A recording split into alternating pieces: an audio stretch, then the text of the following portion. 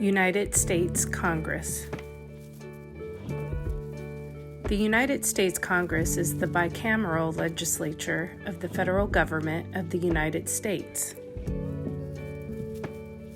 The legislature consists of two chambers, the House of Representatives and the Senate. The House has 435 representatives, and the Senate has 100 senators. Thank you very much. So next slide. All right, so we touched a little bit on this earlier. How do I find a bill or an issue that concerns me?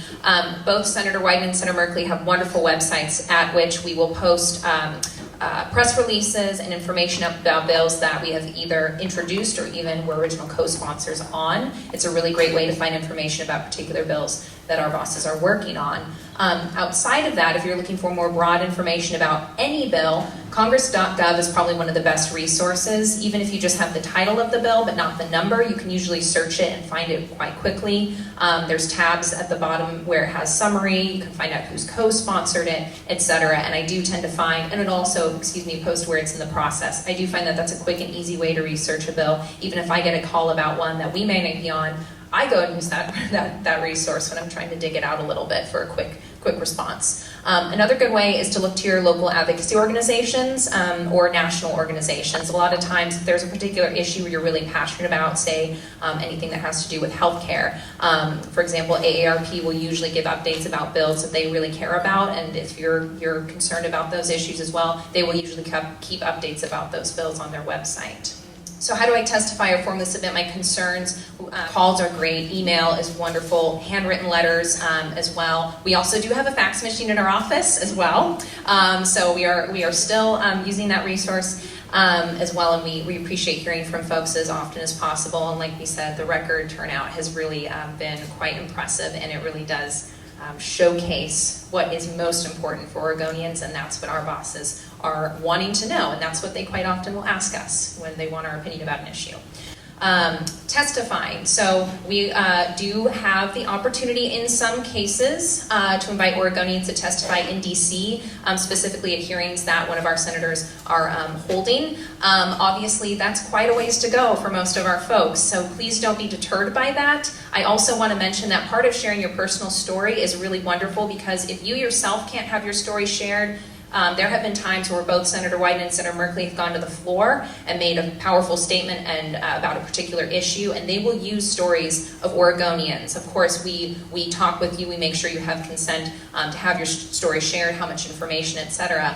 But that's sort of a way for you to have an opportunity to have an impact. So that's why we really appreciate hearing from individuals. This isn't on this particular slide, but I would be remiss to mention that town halls are also a really wonderful way to showcase your concern and in sort of a more traditional way testify about what you care about. Both Senator Wyden and Senator Merkley have a town hall in every county in Oregon every year, and again, our websites are the best way to find information, or you can always reach out to ourselves or our other offices, which we'll talk about towards the end. Next. How do I contact your office? Again, call, email, or fax any of those.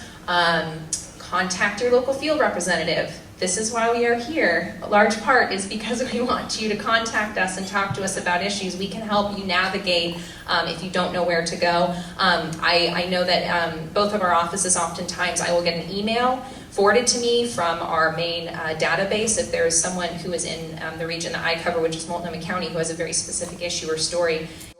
Even if that goes through our main website, it'll get bounced back to me through our staff, because they say, I noticed this person is in Portland. This sounds like a big issue. I think you might want to follow up individually. We often get those. That goes for letters as well, and phone calls. So here's our contact information, and if we do have just a second to describe a little bit of how our offices, state offices are ran. Okay, so both Senator Wyden and Senator Merkley have offices that cover the entire state.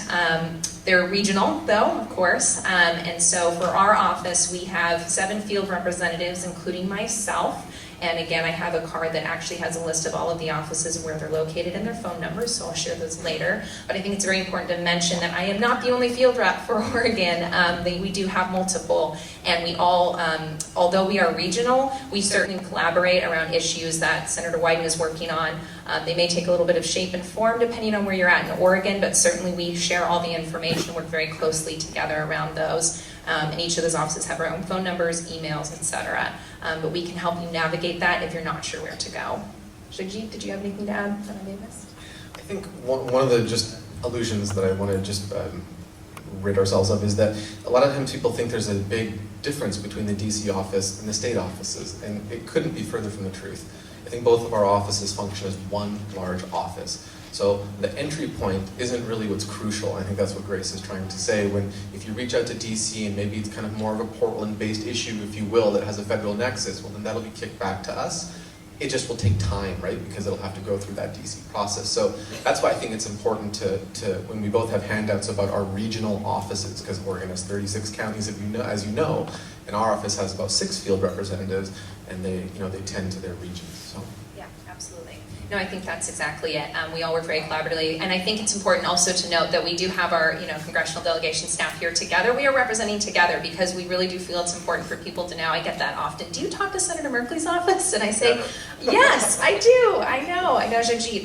It's really important because especially as field staff, and especially given the climate, again, like what you started off speaking about, Shagjit, very important to reiterate that we are trying to work together and find proactive ways to address issues. Our bosses might not agree on the same issue, but that certainly doesn't mean that we're not here for the same reason, which is to represent all of you, and that's what we're here to do, and that's what we're about, period. So we just really appreciate the opportunity. Thank you. Hi, I'm Dylan, Roberto here, and try to keep this brief. Our office, we basically do the same thing as the senator's offices, just on a little bit smaller scale to give you perspective. In our district office, we have 6 full-time staff.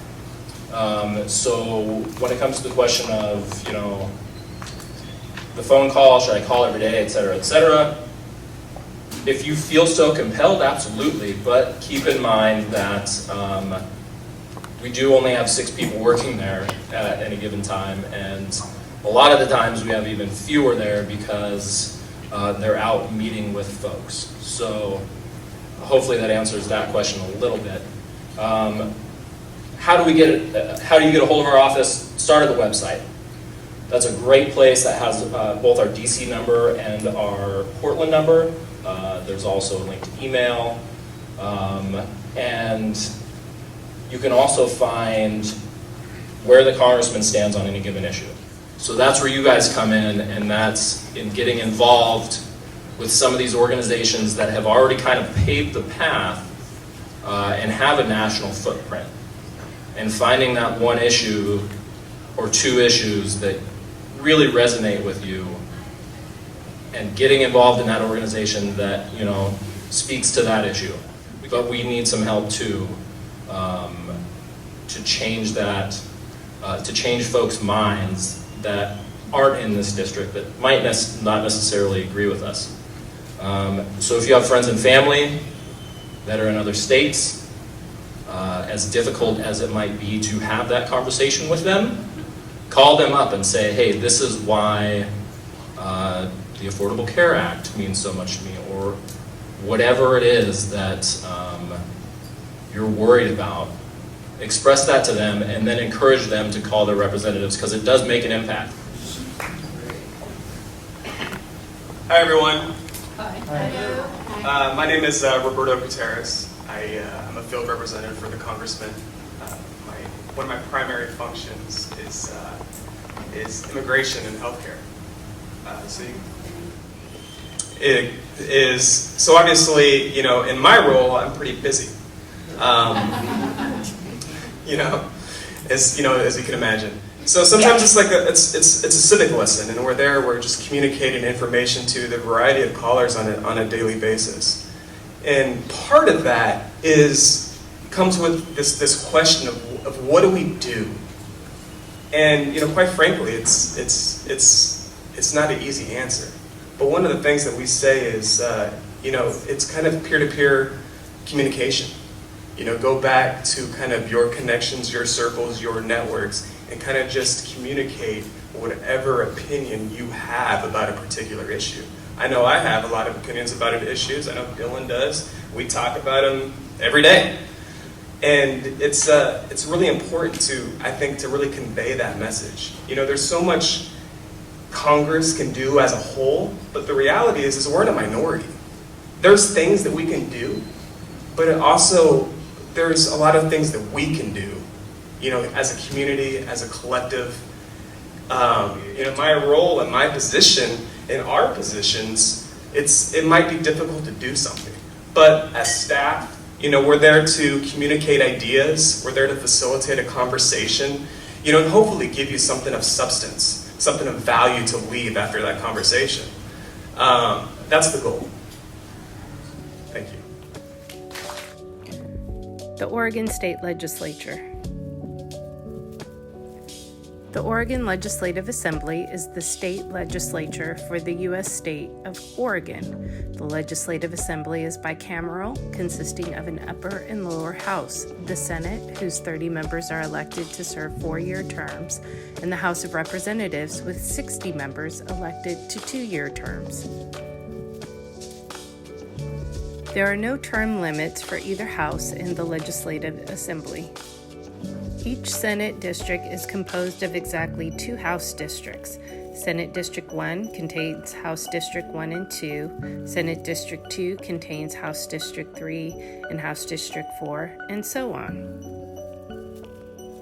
The Oregon legislature is termed as a citizens' assembly, meaning that most legislatures have other jobs. Since 1885, its regular sessions occurred in odd-number years, beginning on the second Monday in January. Effective 2012, the legislature moved into an annual session, with the even-numbered years having a 35-day short session beginning in February. This is where you can go to get all the information that you want about your legislator. All the senators, the House reps, the different committees, and Senator Frederick is from District 22, so if you can imagine the map, it spans from a portion of I-84 all the way through 405 and down towards Kelly Point Park. It's a very large district. The senator sits on the Joint Ways and Means Committee. And so I'm going to wrap it up and tell everyone here, if you want to know about your legislation, go to OLIS, O-L-I-S, Oregon Legislative Information System. It's really a great website. You get to move around. You can see what bills, what laws, what committees, and what meetings are being held. And also, I have at the table some handouts. You remember Bill from Capitol Hill? I have Bill from Capitol Hill with me. And you will find out how to develop legislation, present it to your legislature, and move forward. Thank you. Wanting to follow up on what Ms. Rodica was saying around OLIS, is that you can go in there and you can search, like, I just want to know what are the bills about housing. And you can put housing in there. It'll list out all of the bills that are related to housing, where they're at. So if they have a committee hearing the next day, you will see that.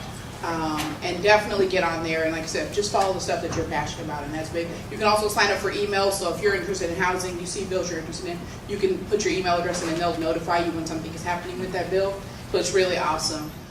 I work for Representative Janelle Bynum. She represents House District 51, so she has a really large district, includes 5 school districts, 5 or 6 cities, so she represents parts of East Portland, Happy Valley, Clackamas, Boring, and Damascus. So she has a really broad district. So she has some of the richest folks in her district and some of the lowest income folks in her district, a wide variety of businesses, and like I said, 5 school districts. So it's a really unique district in the space and the folks that she represents. She's really passionate about being responsive to constituents. So we meet with constituents We help them troubleshoot if they're having an issue getting something to happen in one of the other state agencies. We're on the phone. We're going hard for those folks. She's really passionate about responding to folks. One of the things you'll find about the Capitol is that it's really open and welcoming. When you're there, legislators will always say, this is your building, so come in, be there, sit down, come to committee meetings. Most representatives are always open to meeting with constituents as much as possible. They're willing to sit down and hear from you.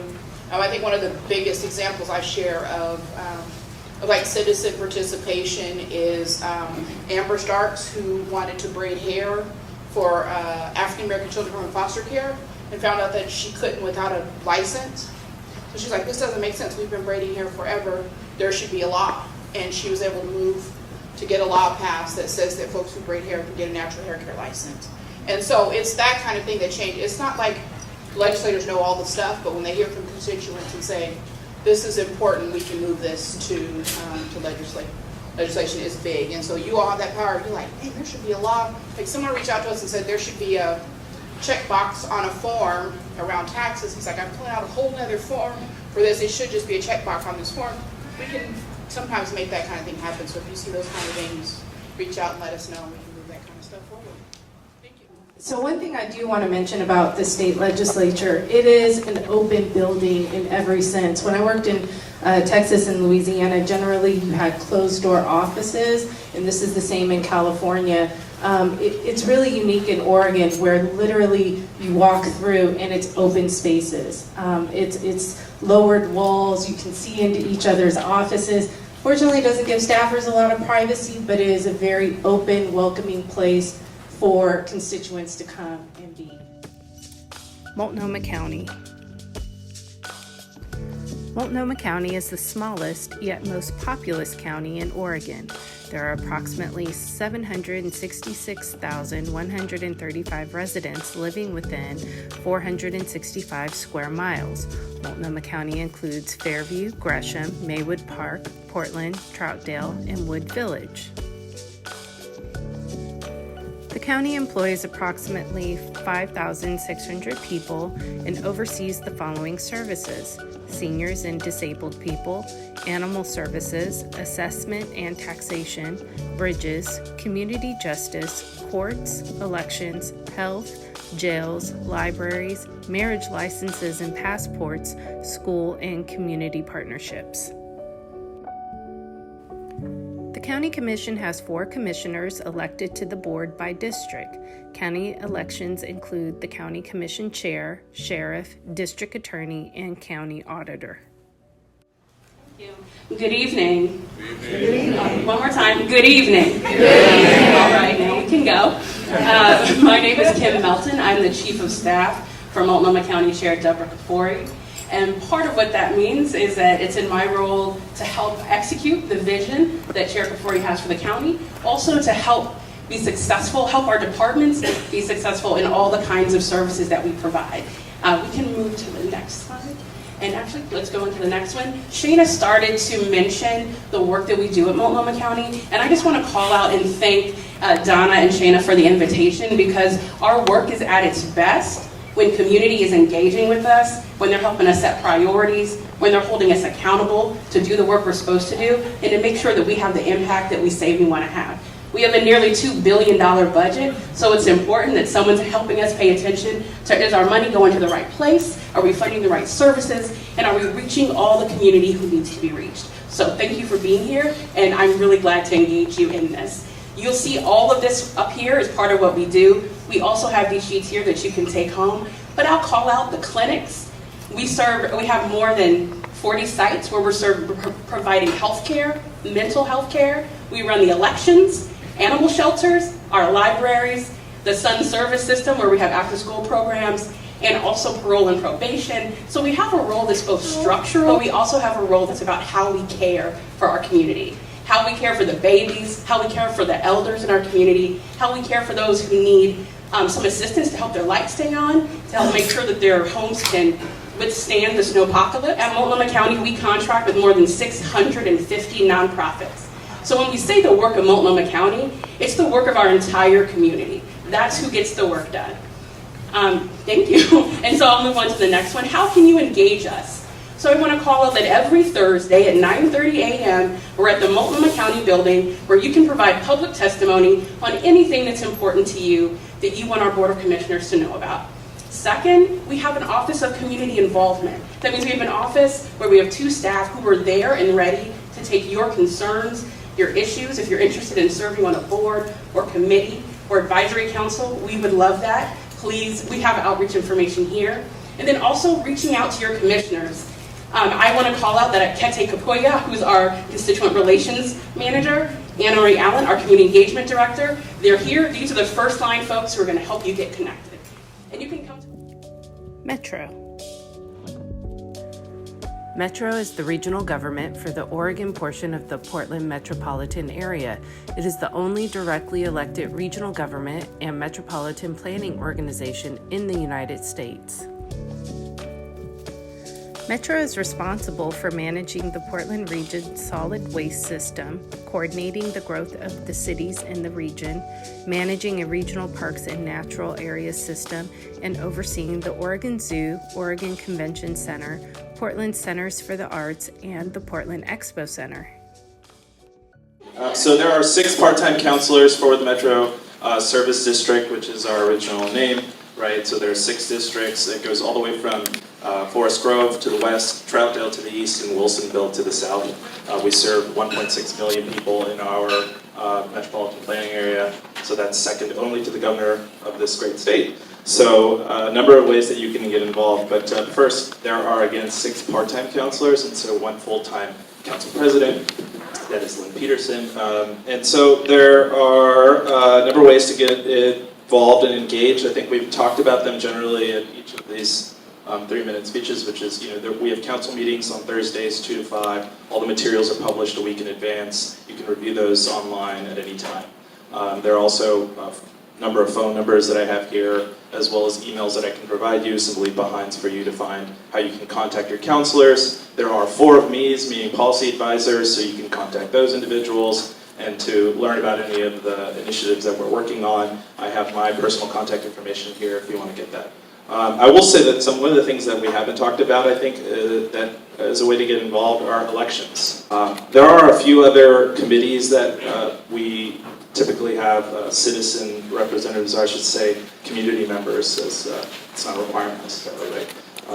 And lastly, I will say that some of the major items that we're working on where I think we're going to need more community involvement and more community engagement are related to these 3 big investments. So the first, of course, was the housing bond. And that was the first thing that we really needed to tackle. As I'm sure it's no secret that the housing affordability and the housing supply is a huge issue in this region. The second thing that we're working on, the one we're working on right now, is parks and nature.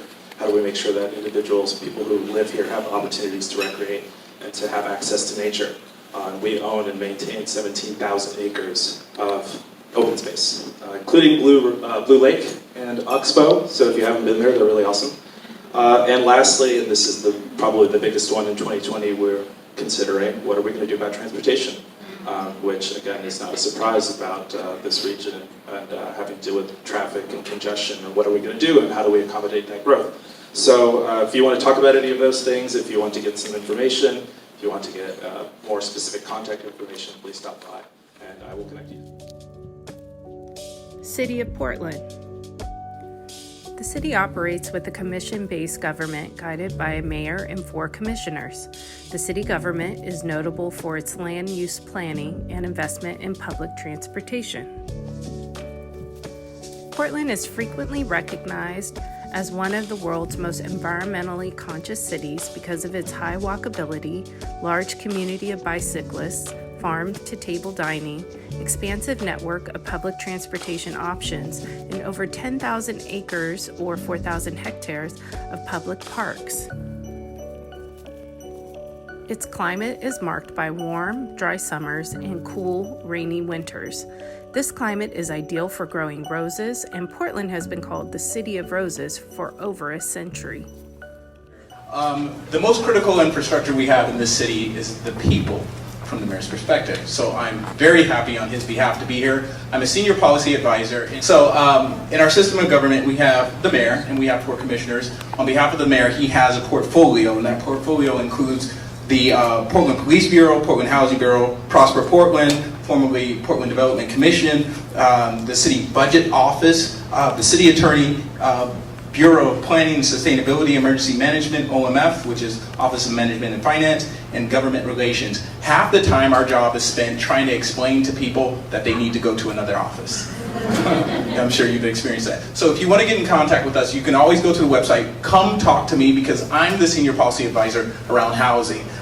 The person responsible for the implementation on behalf of the mayor. And we have 5 other people who are responsible and the liaisons to some of those bureaus, but we do not have all of the bureaus in our portfolio. So to make sure that we're engaging correctly, we try to make sure that you understand who you need to go to. And I know that there's a representative from another offices that have the other bureaus. So if you want to get in contact with our office, of course you can go to the City of Portland's website, come talk to me, but we're super accessible. We have council on Wednesday and Thursday. You can, of course, present there. Any desire to be involved with city government, serving on the board, please come talk to me. I have a bunch of cards. We have email addresses, and I'll connect you. Thank you. So thank you, Cupid, for giving us that overview of the city. Council members meet every Wednesday, and it takes 3 votes to pass anything. And that's really important to know, because one of the most important things I've learned since coming to the city is really how accessible council members and their staff are.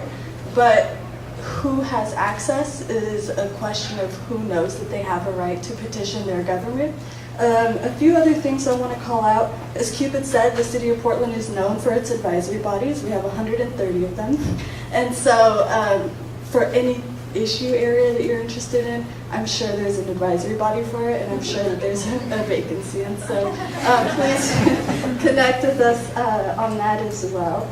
I want to call out our Diverse Civic Leadership Program, which is the pipeline that provides civic engagement training so that you can learn how to actually engage. That the engagement that you do directly with council matters just as much as the engagement that you're doing with each other in the community, that we really are paying attention to that. And so whatever areas you're interested in working on, working in coalition and developing those shared priorities, that's really important because that shapes each of our offices' priorities as well. So I will end there and hope to talk to many of you soon. Thanks, Shana. Hi, everybody. Hi. So yeah, I was going to tell you all about the office, but first, I guess we've tapped out Donna and Shana's family for our commissions in our office. So if there's anybody else out there who's interested, I'll give you a little bit more information on that later. So the Office of Equity and Human Rights was formed about 7 years ago, and as a mandate from communities of color and the disability community and City Council to get the city's house in order when it comes to equity. And changing the culture of the city is a tough gig, but we've got a really dedicated team now, 12 folks working on making sure that we're building that foundation of equity throughout the city, making sure that job services and contracting in all those areas, and there's so much to do. So we set the foundation of equity for the city. That includes a lot of training and consulting with staff, elected leaders, bureau directors, and making sure that we're all on the same page, we're all speaking the same language. We also shepherded the 5-year racial equity plan process in the city, where every city bureau has now a 5-year racial equity plan, where if you looked at the city maybe, 8 years ago, there wasn't a lot of talk about race happening, and hopefully, this is obviously just a first step. We want to do more than talk about it. We want to, make some great change.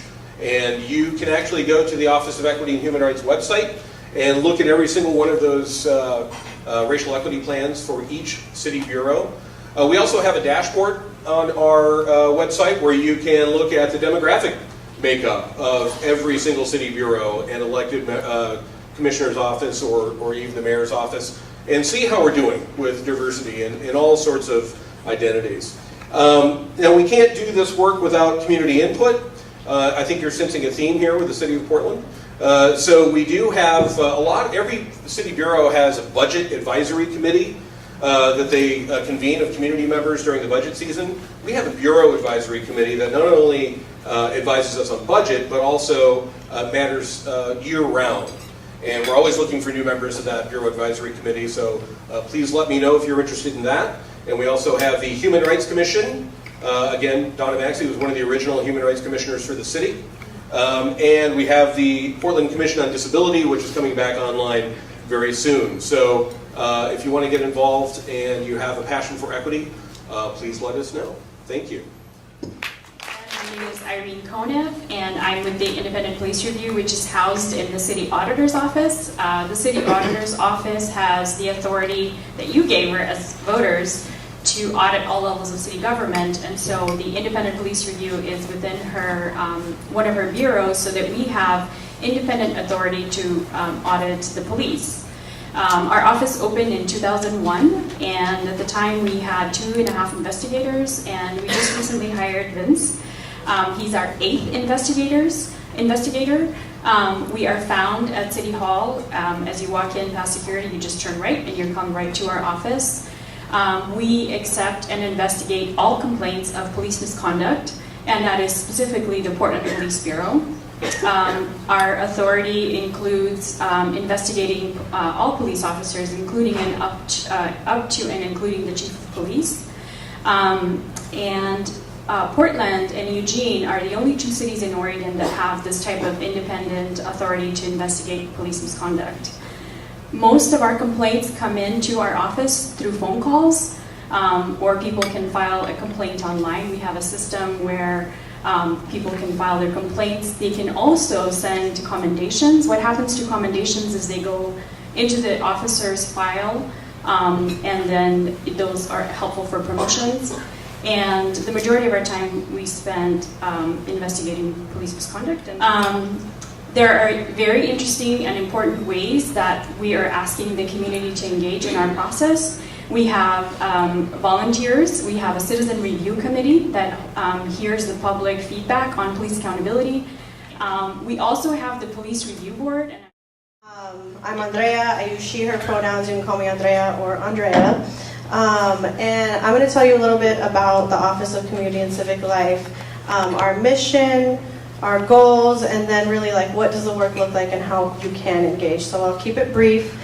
Civic's Life mission is to promote a culture of civic engagement by connecting and supporting all Portlanders working together and with government to build inclusive, safe, and livable neighborhoods and communities. It's really about making Portland a safe and livable place for all of us. And next slide. We do that through our 3 big picture goals: inclusive structures. So how can we design a bureau and a city that is inclusive and equitably accessible to all Portlanders through adaptive governance? So we do this work with the structure of our bureau and also working in partnership with bureaus across the city so that they can also structurally implement, equitable access for Portlanders, and then with the goal of fulfilled and empowered Portlanders. And so like Winta spoke to, we want all Portlanders to feel engaged and know that they have the right and the access to bring their voice and to engage in our city government. What civic engagement does, or what the Office of Community and Civic Life does, which is a lot. So we do everything from your livability program, so that's noise, liquor licensing, cannabis licensing, so those pieces of making Portland livable, as well as the Community and Neighborhood Involvement Center work, graffiti abatement, and the civic engagement pieces of our work fall under that bottom left side. That's where you have the Diversity and Civic Leadership Program that Winta referred, and some of those partners are here, so you'll hear a little bit more of those from those folks. We have the Multnomah Youth Commission and the Youth Program. That's what I work with, so I wanted to give a strong shout out to any young Portlanders ages 13 to 21 who live, work, or go to school in the city or in Multnomah County. We have a city-county partnership, so where young people can learn to engage with the city. And then, thank you, I was going to talk on the advisory boards and commissions. And if there is an issue that you care about and the city of Portland does it, then there's going to be an advisory board or commission for you to engage in that way. So I'll be over here with lots of resources on our program. So please come see me afterwards. Thank you. Community advocates and coalitions. Throughout the pandemic, many community advocacy organizations have been impacted by a lack of sustainable funding and have had to limit services, lay off workers, or close their doors altogether. It is important that we sustain community-focused work through individual contributions, as well as advocate to our government that they earmark funds that will sustain community advocates and their organizations. So good evening, everyone. My name is Ahlam Osman. I go by she, her pronouns. I'm 17 years old. I'm a student at PCC. So I'm a member of Momentum Alliance. I'm also a part of the Multnomah Youth Commission, which is the official youth body policy of Portland and Multnomah County. So I've been involved with government policy and politics since I was 14, so 3 years now. So essentially my work consists of advocating for myself and local communities through policy and community engagement. I invest a lot of my time doing this work because I care about these issues, such as anti-Blackness that exists in many communities, systematic racism, and environmental justice. So I want to create change, shift narratives, and change people's beliefs on how they see youth. My experiences with politics so far as a young person of color has been interesting and challenging at the same time. I've done public testimonies and speeches to commissioners and the mayor about issues that affect me personally and locally as a youth. I've worked with Metro on how they can be more racially equitable and inclusive of youth of color. Furthermore, I was on the Ethnic Studies Advisory Committee with the Oregon Department of Education. Being one of the only youth on that committee, someone who is a full-time college student and who also works part-time, this can be challenging for other youth, especially youth of color, to commit and prioritize this work. We're especially needed in these spaces, so it's important for the government to prioritize us in our time. So there needs to be a formation on how these opportunities are set up. One of the things that needs to happen in order for us to show up, youth of color need to be paid for their expertise, time, and work. It's important for youth to be paid because it's important to pay people for their time. For youth to be paid for the work is important because adults also do this work and get paid for it. A lot of people don't value youth's time and energy and work, but organizations such as Momentum Alliance does. It also gives a lot of people more opportunities to do social justice work, and it shows the value of our work. Additionally, there needs to be an adjustment with time. For example, the city public meetings where decisions are made are usually held during the day, during the daytime when students are usually in school. So this makes it very inaccessible for us. Thank you so much. Southeast Uplift provides an array of services that support civic engagement. As you heard, our mission, we are here to help communities collaborate and create healthy neighborhoods, which includes community involvement in many shapes and forms. So we, as Southeast Uplift, serve community members in inner Southeast Portland. And our partner organization, Northeast Coalition of Neighborhoods, serves people living in Northeast. So Northeast Coalition of Neighborhoods, as you all have heard, couldn't make it today, but I'm speaking also on their behalf. So everything that I say for us, Southeast Uplift, also applies to them. Our staff, both of our neighborhood coalitions, can help you understand youth and transportation issues, organize a neighborhood cleanup. We also provide very affordable, up to free meeting space. And we also offer grants and fiscal sponsorship to initiate those grassroots community projects that was mentioned. So civic engagement is a very personal topic to me because I come from a family that can't vote. And because of that, I strive to get everybody out to vote and do all those things, but I would be remiss to acknowledge that that's not the only way. So I want to talk about for a second, because that's what I thought civic engagement was. And although I still believe in like the power of the vote, especially for local elections, civic engagement means sharing knowledge, skills, time, and talents in order to create a better quality of life for everyone. So that means that you can do whatever you love to do to be civically engaged. So you can be an artist, you can make food, do all the things that you love, and do that in order to create a better place for you. And Southeast Uplift and the Northeast Coalition of Neighborhoods could help you do that and support your efforts. So please, if you're interested in knowing more, please stop by our little area and ask more. But really, Southeast Uplift and our partner organization, Northeast Coalition of Neighborhoods, can be thought of as a bridge between neighborhood communities and a city government. But also remember that you have a community of resources right here in this room. So please collaborate and create the change that you all want to see. Thank you so much. Good evening. Good evening. Thank you to Race Talk, specifically Donna Maxey, and all of you in attendance tonight. Forgive me in advance, I have type remarks because I want to make sure that I respect everyone's time. So as was mentioned, my name is Carrie Harrington. I am a volunteer board member of Color Pack and Oregon Futures Lab. Our mission is to uplift people of color to enter public office and govern effectively across Oregon. Why? Because as you've heard today, elected offices have incredible impact on people's ability to thrive. It's why those officials should come from all communities, not just the ones that we're typically seeing with access and wealth. Looking around this room, you might think that we all have the representation that we need in public office, and we do. We have many brilliant, beautiful, talented individuals, staffers of color. The Multnomah County Commission is made primarily of women of color. However, across Oregon, it's not the same. Our government still does not reflect the people it serves. Our policies, our practices are still not as equitable, democratic, or effective as they could be. Now, I know that some of you are thinking, people of color in office won't change a thing. The government, the systems often change people of color. You're right, and you're also wrong.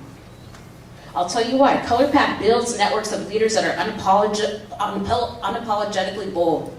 Leaders that don't consider racial justice a single issue, but that show up courageously to tackle oppression wherever it exists, intersectionally. We know that individual leaders don't accomplish anything in isolation. We find leaders that are deeply committed to community, who understand the root causes of issues, and offer solutions with, for, and by community.